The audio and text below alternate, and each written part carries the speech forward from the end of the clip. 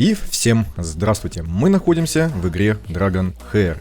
Если вы не знаете, что это за игра, но вам интересно попробовать новый проект для вас, необычный, кстати, сразу скажу, то я хотел бы вам, вкратце рассказать, что у нас здесь в основном происходит и как это выглядит. Сразу скажу, что в первую очередь вас здесь ожидают боль и страдания, потому что есть специфика игры такая, что налегке, не разобравшись там в навыках героев, противников, вот это вот всего снаряжения, как оно влияет, вам будет сложно проходить многие дисциплины. Поэтому, если вы хотите тут достичь каких-то успехов, то будьте готовы к тому, что вам придется изучать много информации новой для вас. Как синергируют герои, как у нас противник нас побеждает, да, почему это происходит, почему мы быстро умираем, и вот это вот все. И как улучшить команду, как перебрать снаряжение, как прокачать там, я не знаю, какую-нибудь связь стихий и все вот такое вот, то, что вы увидите уже в процессе игры. Давайте начнем с сюжетной части. У нас есть вот такой вот, сравнительно открытый мир. Это у нас тут такие маунты, у нас они здесь есть разные, мы их можем в разных баннерах доставать, косметических, и в том числе покупать с разных обменников и с некоторых событий тоже. Они несут такую косметическую часть, да, то есть на скорость бега они не влияют. У нас вот такая вот карта есть и куча локаций. Так как у нас здесь есть довольно-таки продолжительная сюжетная линия, которую вы, как новый игрок, будете проходить, наверное, в течение пары-тройки недель. Тут есть и побочные квесты, тут есть и главная линия. Нам в процессе раскрывают, историю этого мира. Так вот мы бегаем, заходим в города. Здесь у нас есть и рынки, и NPC, и, соответственно, квесты, да. В том числе у нас есть такие вот испытания, когда мы определенного NPC можем вызвать на дуэль. Награды здесь такие небольшие, но ради интереса, ради азарта. Тут соперники попадаются, бывают интересные. Можно с этим тоже поразвлекаться. Локаций уже довольно-таки много, и разработчики обещают их добавлять еще. То есть развивать сюжет, добавлять локации, чтобы мы не занимались только дисциплинами на рейтинг. И там, например, на арене. Сюжетная часть поначалу обязательна к прохождению, потому что она разблокирует некоторые части контента, да, важные, то есть обязательные. Если вы хотите поддержать канал, вы можете сделать это достаточно просто, зайти в магазин, в раздел «Ежемесячно», и здесь вот нажать «Ввести код автора». Код автора я указываю в каждом видео, в описании, и вы видите его на экране. За ввод кода вы получаете доступ к некоторым скидочным наборам, вот эти вот со значком вот этим. Также вы получаете небольшой подарок в виде одного гелиолита. Также в описании вы всегда можете найти мою ссылку для доната у официального партнера игры, магазина BuffBuff. И здесь действительно самые низкие цены. Это не реклама, это просто факт. Задонатив через мою ссылку, вы поддерживаете канал, я вам за это премного благодарен. Помимо сюжета, тем более когда вы его прошли, я допустим, его уже давно прошел, у нас есть ежедневное соревнование вот в такой вот воронке времени. Это у нас ежедневный босс. Он у нас имеет 4 сложности, и когда разблокируется 4-я сложность и 3-я, у нас здесь появляется особенное условие. И оно меняется с течением времени, то есть каждые 5 дней меняется баф. То есть условие, например, увеличенный урон от огня, либо увеличенный урон от простых атак, вот такие вот. Это добавляет такого разнообразия и плюс ко всему дает возможность использовать разные команды. Эта дисциплина довольно-таки важна, потому что здесь получаются неплохие ежедневные награды. В том числе сундучки с осколками случайного эксклюзивного героя. Эксклюзивный герой — это у нас самый редкий герой. Их нужно 50 штук собрать, чтобы получить возможность их открыть. Также у нас здесь даются очки сезона. И, соответственно, вот эти вот награды, за которые мы будем крутить наши баннеры.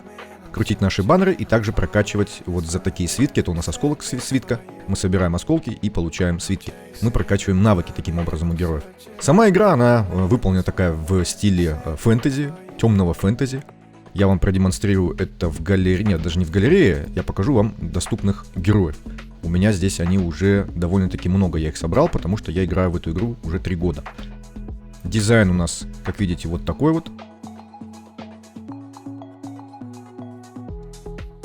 Дизайн интересный, есть разные расы тут.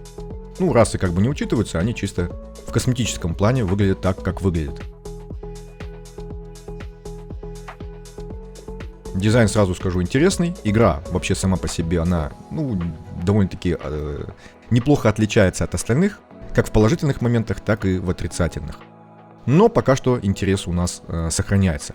Есть система обликов, то есть уже есть некоторое количество скинов, которые добавили в игру. Их не так много, но они уже есть и добавляются. Например, я вам покажу. У нас причем здесь еще вот, да, есть такие дизайны, как вот стимпанковские, прикольные.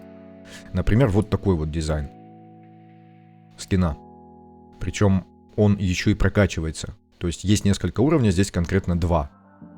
На первом уровне видим, что дизайн отличается. Ну, вот такая вот система.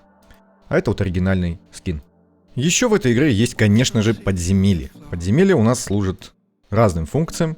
Логово гоблинов — это у нас для прокачки самого уровня героев. Прокачивать отдельно каждому герою здесь уровня не надо. Он называется уровень резонанса. Он как бы один для всех. Мы его качаем, и получается все становятся вот этого уровня. Видим, да, 79-й. Максимальный уровень здесь 100-й. Здесь у нас видно, что подписано талант, то есть это у нас подземелье талантов. Всего 18 сложностей, и мы здесь вот эти вот камни стихийные для прокачки талантов. Таланты — это отдельные навыки героев, вот такие вот дополнительные, так сказать. Здесь у нас 3 ветки у каждого героя доступны, и мы можем выбирать любой талант из, один талант вот в этой линии. И получается собираем героя. Ну, в основном, конечно же, сборки выглядят примерно одинаково, но в зависимости от сезона, от противника, мы можем их менять, и нам приходится их менять. Противники вот эти вот в стихийных подземельях довольно-таки сложные и разные, поэтому, попотеть придется. По крайней мере, в начале сезона, пока у нас маленькие уровни, пока у нас слабенькое снаряжение и не прокачана связь стихий. Также у нас вот они, снаряжение подземелья, тоже имеют уровни сложности, здесь их всего 20 уже, а не 18, и здесь мы выбиваем разное снаряжение. Есть мифическое и есть легендарное. Легендарные они собираются сетами по 3 единицы, а мифические они как бы сами по себе. То есть один предмет и один эффект. И разные типы снаряжения добываются в разных подземельях. Здесь они указаны, например, у нас здесь голова и оружие, здесь у нас грудь, нагрудник, здесь у нас перчатки, а здесь у нас руны. В этих подземельях в начале сезона в несколько этапов идут скоростные тоже дисциплины. Еще одна дисциплина — это у нас скоростные прохождения. То есть мы вот эти вот подземелья проходим на скорость. Здесь есть у нас вот такая табличка, и кто лучше пройдет, причем видим, что есть без ограничений, то есть любыми героями. Есть у нас отдельно связь стихий, она меняется в разные сезоны, то есть разная бывает связь стихий. Конкретно сейчас у нас, допустим, огонь и свет. И вот, например, огонь и свет, омертвление и молния, лед и яд. То есть вот такие вот скоростные дисциплины. Мы здесь можем посмотреть составы, которыми проходили игроки. Также мы можем здесь посмотреть даже запись боя. Награды здесь даются за скоростные прохождения. Их всего 3 этапа скоростных прохождений. И на каждый этап у нас идет неделя. Поэтому мы прокачиваемся в начале сезона и стараемся как можно быстрее пройти, чтобы получить побольше наград. Также есть дисциплина нелегендарными героями. Это одна из таких самых интересных, и довольно-таки сложная дисциплина, потому что здесь мы используем только, эпических либо редких. То есть слабеньких героев, у которых навыки не позволяют им легко и быстро все проходить. Поэтому там приходится подумать, постараться, помучиться. И на каждую вот так вот, на каждое подземелье у нас эта дисциплина происходит. Также есть у нас режим башни. Это у нас такой режим, который выглядит... Так, сейчас я вам покажу его. Который выглядит вот так вот. То есть у нас есть поле, у нас есть 5 героев, которых мы можем сюда поставить. И, соответственно, идут противники, а мы должны как можно больше и чаще их уничтожать. Пока у нас не закончится время, либо пока мы не пропустим максимум 10 противников. Здесь не то чтобы много вариативности на самом деле, потому что доминирует одна команда вот с этими героями. Конкретно вот с этим и вот с этой. Поэтому не думайте, что здесь какой-то прям отдельный вот этот вид, он будет разнообразный. Нет, на самом деле вот он довольно-таки однообразный, но все равно позволяет хоть немножечко отвлечься от обычных дел. Еще одна дисциплина — это излучина фей. Можно сказать, это как вот во многих играх есть башня, да? Башня там, допустим, там со 100 этажами. Здесь же у нас 300 этажей. 300 этажей, мы вот так вот их по очереди все проходим. Это просто один противник на один этаж. Противники бывают довольно-таки сложные. Единственное, что в коридоре фей это самый легкий режим здесь. Здесь их 300 этажей, мы их проходим довольно-таки, не то чтобы сложно. И они открываются в 3 этапа. То есть сначала определенное количество, потом еще одно, потом еще одно. Затем у нас И есть уже такой же режим, только усложненный. Это бездна безысходности. Тут противники гораздо сложнее. И он открывается чуть позже, уже после того, как мы все 300 этажей вот этих пройдем. И здесь тоже имеется и скоростные прохождения, да, то есть кто быстрее пройдет все этажи, доступные на текущий момент, тот получит самую лучшую награду. И лабиринт диковинок. Это разновидность вот таких же этажей, только единственное, что там по 4 противника на этаж. Мы вот заходим сюда и бегаем вот по таким островкам, выискивая противников и собирая награды. В рамках событий у нас в этой игре присутствуют еще и коллаборации. Коллаборация на данный момент у нас идет с героями магии меча, что очень даже неплохо. В рамках этого события у нас здесь доступна мини-игра такая в виде такого аналога, да, ну понятно, что простенького, в виде аналога героев магии меча. Тут мы бегаем, ну сюжетная линия есть, и мы проходим здесь вот эти вот главы, их всего 5 штук. Можно поразвлечься, хотя, конечно же, они довольно-таки простенькие. В рамках коллаборации мы можем получить вот этот артефакт, правда, не удивляйтесь, но чтобы его получить, скорее всего, вам придется потратить деньги, реальные деньги, так как у нас здесь это донатная валюта, и попытки призыва здесь ограничены, бесплатные всего 7. Для того, чтобы его с гарантией получить, нужно сделать их 200, а каждая попытка стоит 100 кристаллов. Ну, там не знаю, сколько стоят в деньгах эти кристаллы, но я вот, допустим, обошелся 7 тысячами. То есть, ну, в районе где-то $20 он мне обошелся. Он не обязательный, поэтому не пугайтесь. Да, это неприятно, но такие вещи как бы в донатных играх, да, имеют место быть. Не пугайтесь, можно играть без него. Также в рамках коллаборации у нас были раньше события, я думаю, что они еще будут. У нас были коллаборации со вселенной ДНД. И в тех коллаборациях у нас были доступны не артефакты, а вот, допустим, герой коллаборации. И в рамках события мы там проходили квесты, да, узнавали персонажа, то есть его небольшой отрывок истории, то есть его там, как он сюда попал, чем он вообще занимается и все вот такое вот. И получаем возможность бесплатно получить одного героя, ну и, соответственно, если хотим больше для того, чтобы получить пробуждение. Пробуждение — это прокачка, да, то есть мы усиливаем, во-первых, характеристики героя, во-вторых, получаем дополнительные его свойства. На каждое пробуждение нужна дополнительная копия героя. И всего максимум здесь существует 5 пробуждений. Героев здесь, кстати, скажу сразу, довольно-таки много, по-моему, более 100. Дизайны здесь, в том числе, вот у нас здесь это дракон, молнии. Дизайны здесь очень даже неплохие, как видим. Вот такой вот есть. Мохнатый. Мохнатый шкелет.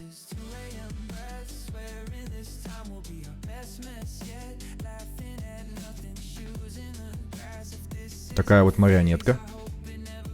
Тоже дизайн прикольный, механическое. Чудо создания с руками-ножницами.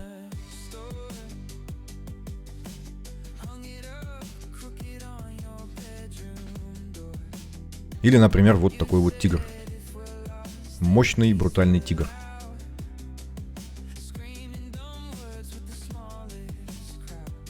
Также в этой игре есть питомцы. Есть система питомцев, пока что питомцев не так много. Мы их используем в бою, у них здесь есть... вот, кстати, в рамках коллаборации с героями магии меча у нас здесь добавили Джина. Прикольный дизайн. Правда, похож на того Джина из Аладдина. Это разное качество, да, и, соответственно, разный дизайн. Питомцы имеют дополнительные навыки, свои, отдельные. Плюс ко всему у них есть таланты, которые также усиливают нашу команду. Всего здесь 6 талантов, система прокачки этих талантов. Ну, не то чтобы прям совсем простая, ну, довольно-таки простая. И здесь на разные случаи есть разные питомцы. Также в этой игре у нас есть мини-песочница, это у нас остров. Остров у нас прокачивается каждый сезон заново, так же, как и уровень наших героев. То есть здесь мы получаем ресурсы для острова, здесь у нас есть торговая лавка, мы некоторые вещи здесь можем покупать. Здесь мы прокачиваем своих союзников и в том числе питомцев. Ну а здесь, соответственно, в шахте мы тоже некоторые ресурсы получаем. Чем лучше шахта, понятно, что тем лучше. И зона инкубации. Когда мы получаем яйца, мы здесь разного качества, причем мы здесь высиживаем питомцев. И, соответственно, из этих яиц мы получаем вот этих вот фамильяров. Они называются не питомцы, а называются фамильяры. Помимо вот этого всего, у нас, конечно же, здесь есть несколько видов арен. В том числе у нас здесь есть арена клинков, которая у нас представляет такой не совсем обычный режим арены сборной, когда мы играем... Ой, надо вам отдельное видео смотреть. Мы здесь составляем... Нам дают некоторый набор героев, и мы составляем команды. В несколько этапов проходит эта арена. И по ходу этой арены мы усиливаем свою команду. Если мы там, допустим, проходим в следующий этап, то нам дают возможность ее усилить. Проходим в еще один, там еще одна будет возможность усиления. У нас 3 команды. И получается 3 команды и 3, получается 3 на 3 проходят бои. Там же мы получаем снаряжение, мы его расставляем. Такой упрощенный вид арены, когда у нас не так много единиц снаряжения, нету талантов. И нам здесь, в общем, проще играть. При этом героев нам выдают, не обязательно иметь каких-то своих. И здесь очень даже неплохие награды, ну и вообще режим в принципе интересный. Есть у нас битва за корону, он появился недавно, здесь мы сражаемся с элементалями. У нас здесь 3 линии, мы 2 сервера разных, и мы, получается, сражаемся. Кто больше нанесет урона в башне, вот на большем количестве линий, тем лучше, естественно, тот победил. Есть у нас лидер здесь отряда, и он может как-то повлиять на противника. Такие вот 3 карты доступны на выбор. Ну а битва с элементалями, здесь у нас, допустим, молния, здесь у нас лед, а здесь у нас огонь. У нас доступно 2 боя. И от каждого героя можно использовать 1 раз. Ну, понятно, что здесь есть специфика у этих противников. И, соответственно, нужно подбирать команду так, чтобы этой специфике соответствовать. Есть у нас обменник, который, во-первых, содержит артефакты.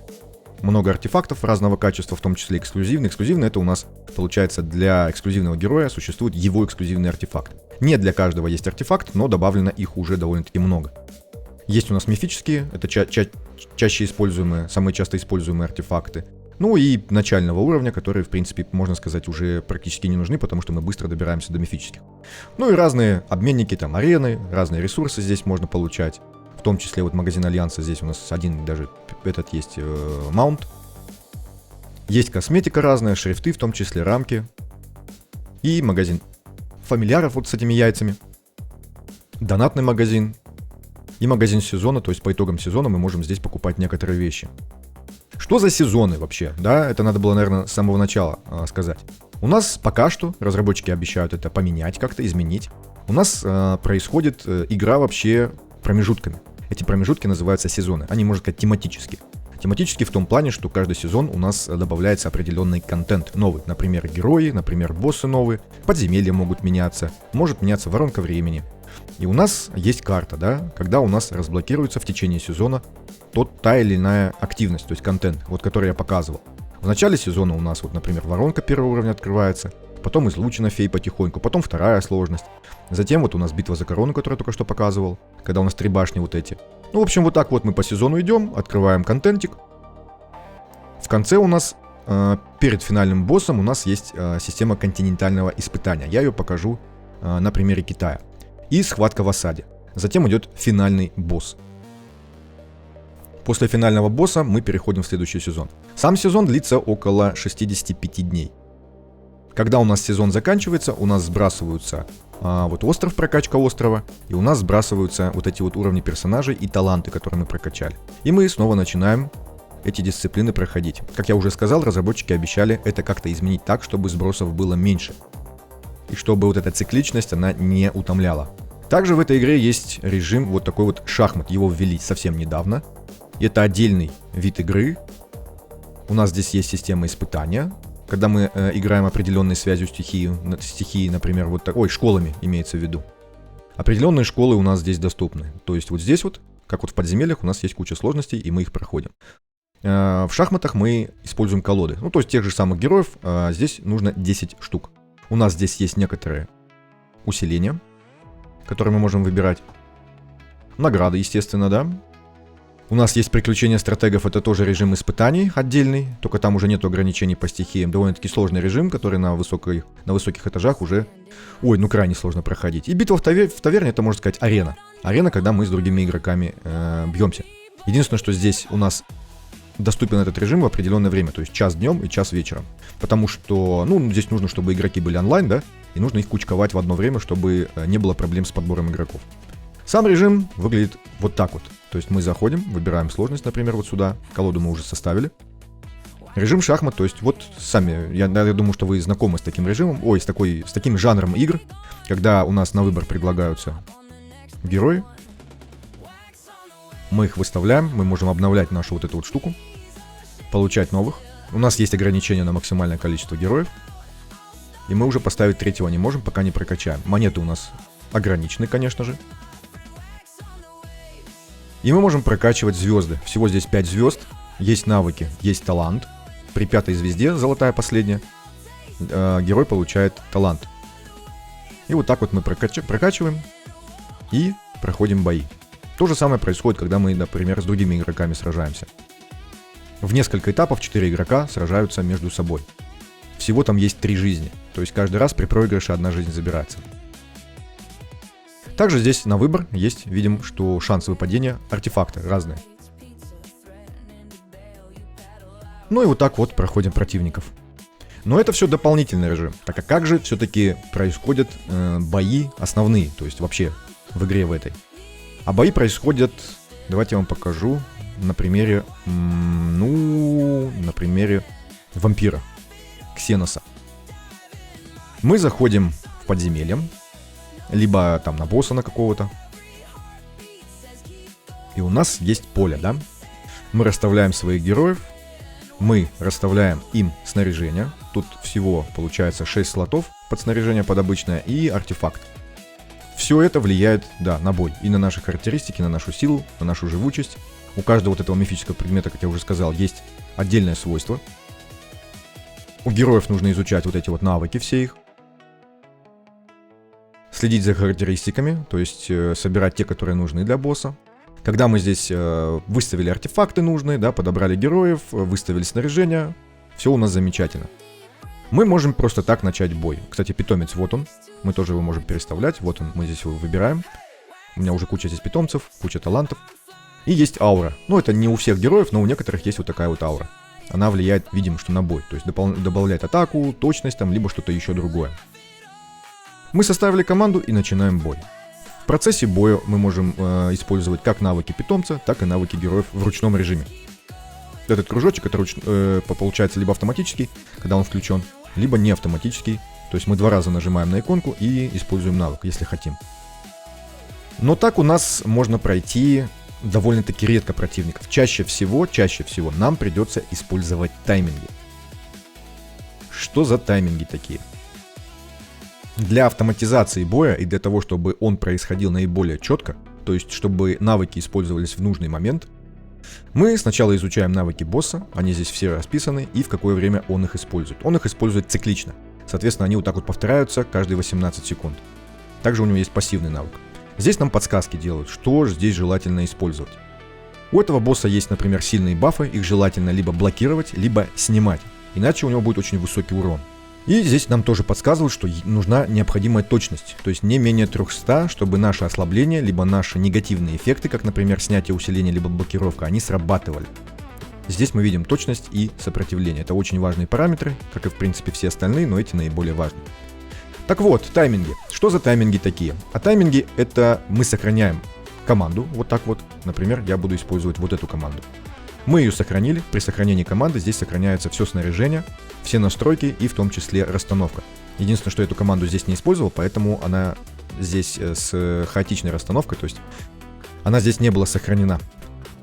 И тайминги. Мы здесь используем тайминги. То есть мы прописываем конкретное время, когда тот либо иной герой начинает использовать свой основной вот этот навык. Он у него один, который мы можем контролировать. Абсолютно называется. Мы выставляем время и выставляем цикличность, когда он его будет повторять. Ну и собственно все. И тогда бой может происходить в автоматическом режиме, если вы настроили все правильно. То есть с учетом босса, с учетом ваших героев. В процессе боя мы можем отключать эти тайминги, и тогда они снова начинают на автоматическом режиме. По умолчанию их используют, как только навыки становятся доступными. Видим, что здесь команда не особо подходит, потому что мы просто все умерли. Здесь нужно его уничтожать либо быстро, либо так, чтобы блокировать его сильные стороны. И так у нас будут происходить все бои. То есть расстановка, герои, снаряжение и обязательно тайминги. Без таймингов мы здесь почти никогда не играем. И это, в принципе, основная активность в игре. То есть именно вот бои. Бои, бои, бои. У подземельев вот у этих есть еще сложный режим. И здесь мы можем некоторые модификаторы добавлять для уменьшения хаотичности получаемой добычи. С помощью вот таких вот кристалликов. Кристалл усиления, кристалл воскрешения. Я не знаю, почему он воскрешением называется. По факту это кристалл активации. То есть это условие, когда у нас будет вот этот кристалл усиления активироваться в бою. Это нужно все изучать, это все нужно знать. Иначе вам будет сложно, иначе успехи ваши будут невелики. И эти кристаллы мы получаем вот здесь вот в торговой лавке. Помимо острова у нас есть еще лагерь. Ну, лагерь это такая формальная функция. Мы здесь можем приготовить еду, которая будет усилять нас немножечко. Эта еда, она как бы используется на начальной стадии игры, когда вот я рассказывал, что есть скоростные прохождения. Вот там мы ее используем. В остальном, в принципе, мы большую часть сезона вообще про нее забываем. И здесь есть кузня. То есть, добывая в подземельях снаряжение, мы также добываем некоторую руду, из которой мы можем выковать легендарного качества. Мифическое мы здесь не выковываем. Легендарного качества предметы. Ну и рог, вот такой вот рог, он копится несколько часов, одна попытка. И здесь у нас есть возможность получить... Ну, шанс, точнее, есть, он, правда, очень маленький, получить легендарного героя, но там ограниченные герои, которые там есть в этом роге, поэтому здесь на него сильно не рассчитывайте, там герои в основном слабые, и их там очень мало. Ну и давайте еще одна самая важная деталь в этой игре, это баннеры, система баннеров. Героев мы получаем с помощью баннеров. И в этой игре существует гарантированное выпадение героя. То есть у нас для призыва в этих баннерах используются вот такие вот гелиолиты. Мы их покупаем также вот за эти окаменелости. Это внутриигровая валюта, не донатная. То есть мы получаем ее каждый день. Какое-то количество. И можем вот так вот эти гелиолиты покупать. Скажу сразу, да, игра в принципе позволяет нам в течение сезона очень так неплохо покрутиться. Единственное, что донатные игроки, конечно же, имеют таких возможностей гораздо больше. Но здесь также есть еще и удача, да, элемент удачи. И в каждом баннере есть представленный герой, допустим, и все остальные. То есть нам падает, когда мы тратим гелиолиты, нам падает здесь случайный герой. И есть шанс, конечно же, на главного героя. Их бывает несколько, бывает один, бывает два, бывает 5. То есть здесь вот, допустим, стандартный баннер, здесь гаранта нету. Ну вот такого вот, чтобы мы могли выбрать кого-то. Здесь вообще представлены все герои, которые на данный момент существуют в игре. Кроме героев последнего сезона, 6-го. Такая вот у нас дракониха есть с большим хвостом, Тиамат. Тоже прикольный дизайн.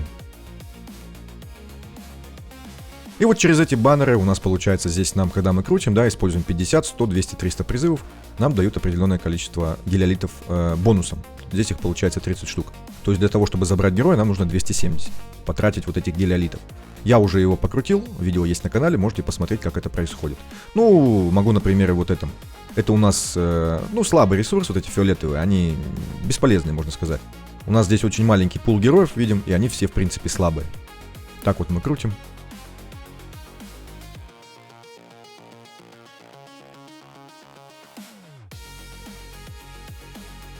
И, соответственно, получаем тех либо иных героев. Баннеры у нас разные в течение сезона, в том числе с новыми героями будут выходить.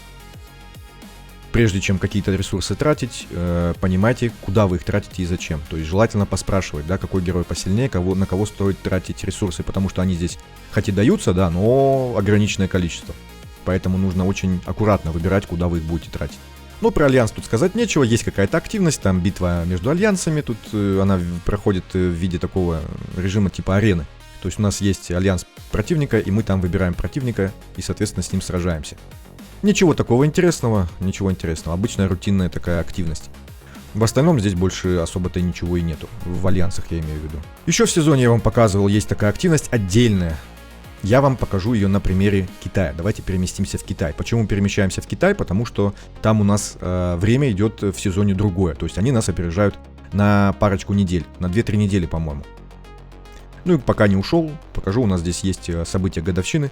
У нас здесь есть возможность выиграть какие-то даже физические призы, в том числе статуэтка вот героя такая прикольная, большая. Футболочка, там какие-то артбуки и что-то там еще, я не помню. Мы переместились на Китай. Тут заставка коллаборации, да, идет Героев Магии Меча. Тематическая такая. Здесь у нас все то же самое, единственное, что здесь мы опережаем по времени. Глобальные сервера. Вот это континентальное испытание, которое я говорил, в рамках него мы можем получить героя бесплатно, легендарного. Я его уже получил. Вот такой вот герой у нас. Тоже интересный дизайн. Не знаю, насколько он будет полезен, либо нет, но нам дают такую возможность получать их бесплатно. Судя по прошлым континентальным испытаниям, она происходит раз в сезон. Ну, бывают полезные герои, бывают не очень, то есть редко используемые. У нас здесь есть рейтинг в рамках континентального испытания, оно идет 3 недели. К сожалению, оно закончилось, я не могу показать. У нас доступно 6 боссов. 6 боссов. И каждую неделю у нас увеличивается количество попыток на битву с ними. Первую неделю у нас 2 попытки, вторую неделю 4 уже. И последнюю неделю 6, то есть мы должны отбить всех боссов. С каждым боссом мы можем сражаться один раз. И у каждого босса есть своя специфика. Из-за чего нам приходится думать над тем, какую команду туда поставить. Ну а перед финальным боссом после континентального испытания у нас будет доступен вот такой вот режим. Я его здесь сегодня уже закончил. Это у нас опять же битва серверов, схватка в осаде называется. У нас здесь есть отдельные бафы для нее. Это у нас на китайском написано увеличение емкости инвентаря. И соответственно очки этой битвы в осаде. Ну и соответственно какой сервер больше очков наберет, тот и выиграл. А что за режим такой? Мы заходим сюда. Это похоже как это на битву Таркова даже. То есть у нас здесь есть инвентарь вот этот вот. И есть магазинчик. Мы закупаем усиление, например, на увеличение урона и на увеличение защиты. И ключики. Я его уже прошел, я здесь ничего не покупаю поэтому. А это наш инвентарь и его вместимость. Также у нас доступно 3 уровня сложности. Я здесь в Китае особо не играю, у меня слабый аккаунт, поэтому я выбираю самую легкую. И дополнительный инвентарь вот здесь вот. Вот этот дополнительный инвентарь, здесь вещи, которые лежат, они сохраняются, даже если мы умираем. Вот в этом инвентаре мы все теряем. Имеется в виду вот в сложных режимах. И мы заходим на поле. Здесь мне говорят, что я уже попытки использовал, и награды не получу. Меня это устраивает. И вот такой вот режим. У нас есть база, у нас есть клеточки. Клеточки зеленые, это значит, что мы не тратим здесь топливо. Чтобы они стали зеленые, нам нужно, чтобы союзники, ну, либо мы, 10 раз на них наступили. Здесь есть кнопочка, можем процент заполнения увидеть. И получается, мы исследуем карту, прокладываем дорогу. У нас есть сокровищницы, которые всему серверу дают очки. Есть вот эти сундучки, на которые я ключи тратил. И можно без битвы с противником, если у вас нет времени, нет желания, либо у вас слабый аккаунт, можно без битвы с противником через вот эти сундучки, неплохое количество очков, здесь зарабатывать. И не тратить на него много времени, если он вам вдруг не понравился. Ну, отдельно я не буду все прям рассказывать, да, просто покажу, как он выглядит. Мы вот так вот здесь летаем на этом вертолетике. И топливо у нас есть 100 единиц. Сейчас оно у меня закончилось, но вообще 100 единиц. И когда оно у нас падает, у нас сложность противников увеличивается. Там появляется новый модификатор. В итоге наша цель проложить дорогу вот сюда и победить первого промежуточного босса. Мы его побеждаем и идем дальше. Дальше у нас есть еще один босс и есть еще один промежуточный босс. И есть у нас главный финальный босс. Вот такой вот. Страшный там такой, неприятный такой, странный, похож на чужого. На мать чужого. Вот это вот. Вот такой вот режимчик, он идет, по-моему, в районе 11 либо 10 дней. Ну и вносит такое разнообразие в игровой процесс. Когда разберетесь, на самом деле он не будет таким прям утомительным либо сложным. Ну и вот такая вот игра. У нас по итогам сезона есть награда сезона за рейтинг. В этом сезоне в конкретном у нас, допустим, идет косметика. Это у нас титул, мифический титул, монетки для косметики и аватарки. А также билеты для баннера. Для специального баннера, который становится доступен на старте следующего сезона. Ну и некоторое количество наград, то есть гелиолиты и свитки для навыков. Каждый сезон награда меняется. Ну, вот я имею в виду косметическая. Билеты всегда дают и гелиолиты, а вот косметику меняют. Это может быть или маунт, либо другая аватарка, либо рамка аватарки, вот такие вот вещи. Ну и напоследок давайте покажу. Вот эта воронка, да, которую мы каждый день отбиваем. Здесь у нас вот рейтинг. Команды разные там используются. На примере воронки покажу вот бой. Помимо подземелья, я вам показал подземелье. Вот у меня тайминги здесь уже выставлены. Снаряжение одето, все настроено, да, с учетом босса. Босс у нас тут необычный ежедневный вот этот. У него есть 3 головы. У каждой головы своя особенность. И он между ними переключается. Давайте посмотрим бой, в зависимости от вот этого вот ползунка. То есть, смотря куда он перемещается, у него включается та либо иная голова. Интересная механика такая босса. И нам здесь нужно в красную голову постоянно увозить, потому что она нам наиболее выгодна. Что, собственно, мы и делаем. Для того, чтобы вводить туда либо сюда, нам нужно выполнять определенные действия. Там либо наносить урон, либо много усилений давать, либо щитов, либо лечения. Это вы уже разберетесь, если захотите зайти в эту игру. Ну и вот так вот они бьются. И так мы делаем каждый день, стараясь набить как можно больше урона. И занять места повыше в рейтинге. В Китае у меня аккаунт слабый, поэтому я здесь особо не напрягаюсь. И каждый день у нас доступно 10 попыток автобоя. То есть, когда мы вот так вот можем пропустить анимацию боя, которая довольно-таки много времени занимает. И сразу увидеть результат. Почти сразу. Ну, они у меня все умерли, прожили всего 4 минуты, а там всего доступно 7 минут 30 секунд. То есть, половину боя они не прожили. Что ж, меня это устраивает, потому что, опять же, скажу, это Китай. Это не мой основной аккаунт. Еще раз напоследок скажу, да, что в эту игру так просто играть не получится. Если вы решите все-таки зайти и претендуете на какие-то места там в топах, да, на хороший результат, вам придется стараться изучать противников, изучать своих героев, изучать снаряжение, влияние, как бой происходит, тайминги научиться настраивать и все вот это вот. Но у меня, допустим, я 3 года уже играю, игра пережила 2 перерождения. Недавнее было вот 7 апреля, когда у нас обновилась версия. И у меня интерес пока что сохраняется. Я надеюсь, что игра будет развиваться в дальнейшем еще. Надеюсь, что она разовьет еще дальше сюжет, потому что я давно уже не проходил новый сюжет, его не добавляли. Тот, что есть его, да, его много, но хочется еще побегать по квестам, там, поизучать. Попробуйте, на самом деле попробовать можно. Единственное, что если тратите деньги, которые вы готовы, не замечать, то есть от которых вы готовы избавиться.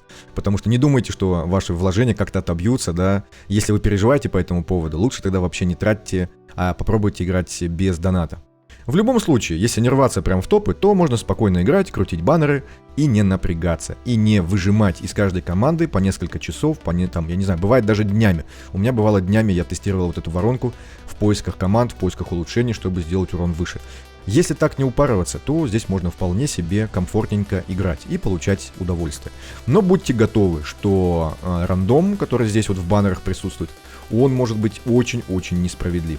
Когда кому-то параллельно на вашем сервере падают самые редкие герои, причем по 2, по 3, по 4 штуки, а вам может не выпасть ни одного. Я имею в виду до гаранта, про который я говорил. Ну, то есть, вот здесь вот у нас школу можно выбрать, школу, которую мы хотим здесь получить. И в зависимости от того, какую школу мы здесь выбираем, у нас доступны будут в баннере в этом определенные герои. Он нам здесь их показывает. Я, например, выберу вот этих 2. Я его подтверждаю, нам показывают пул героев, который будет. Я имею в виду, что вам могут вот эти герои выпадать только по гаранту, вот на выбор. Когда мы подкручиваем 300, мы можем выбрать здесь одного из представленных. И кому-то до этого гаранта просто так вот на удаче будут падать эти редкие герои, и вы будете на это смотреть. Не расстраивайтесь. Так вот работает здесь рандом. Это может происходить долгое время, но рано или поздно здесь все-таки людям везет. Хотя бывает, что прям невезение затяжное. В любом случае, развлечься и потратить свое время на то, чтобы попробовать эту игру, я думаю, что стоит. Если вы, конечно, такими играми увлекаетесь. И совсем не забыл, эта игра доступна и на Apple, и на Steam, то есть на компьютерах, она кроссплатформенная, и на мобильных устройствах, то есть Android. Думаю, на этом все. Если интересно какую-то конкретную вещь посмотреть, там про боссов, да, либо схватку в подземельях, либо еще что-то, видео на канале куча, можете посмотреть. Единственное, что смотрите те, что недавние, потому что игра сильно изменилась за последний год-два, и те, что старые видео, они уже к этой текущей версии не относятся. Также вы можете посмотреть кучу других блогеров, которые тоже много-много видео делают. А на этом давайте закончим. Всем большое спасибо за просмотр, всем удачи и всем пока.